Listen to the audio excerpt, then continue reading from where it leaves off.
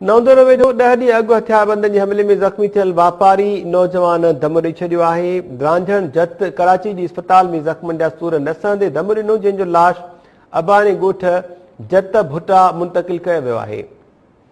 अब्दुल करीम जत जो चवणु आहे त लाल बख्श मीरजत, एहसान मीरजत, साईं बख्श, इरफान ऐं इमरान मीरजत भाउ ते हमलो कयो हो।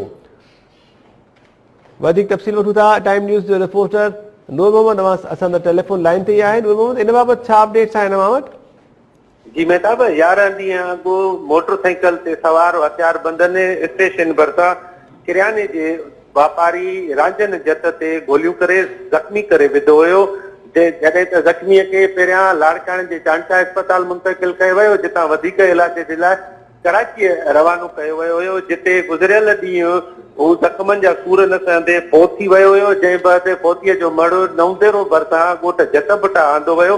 उन खां अॻु में नवंदेरो अस्पताल मड़ खे पहुचायो वियो, जिते पोस्टमार्टम बैदि मड़ ॻोठ रवानो कयो वियो। जॾहिं त नौजवान जो मड़ घर पहुचण ते कोराम मची वियो, जंहिं बैदि खेसि जनाज़े निमाज़ अदा कई वई। जनाज़े निमाज़ में वापारनि जत बिरादरी ऐं ॻोठ जे ॿियनि माण्हुनि वॾे तादाद में शिरकत कई, जंहिं बैदि मड़ खे अबाणे कब्रिस्तान में मिटीअ मां हवाले कयो वियो। जॾहिं त फोती नौजवान जे भाउ अब्दुल करीम जत राब्तो करण ते ॿुधायो त असांजी कुझु टाइम अॻ में चोरी थी, जंहिंमें 5 जवाबदारनि जा नाला हुआ। उन खां पोइ जॾहिं असांजे भाउ ते जवाबदारनि हमलो कयो त असां नवंदेरो थाणे ते केस पिणु दाख़िल करायो हुयो, पर पुलिस हिन वक़्त ताईं हिक बि जवाबदार खे गिरफ़्तार न करे सघी आहे।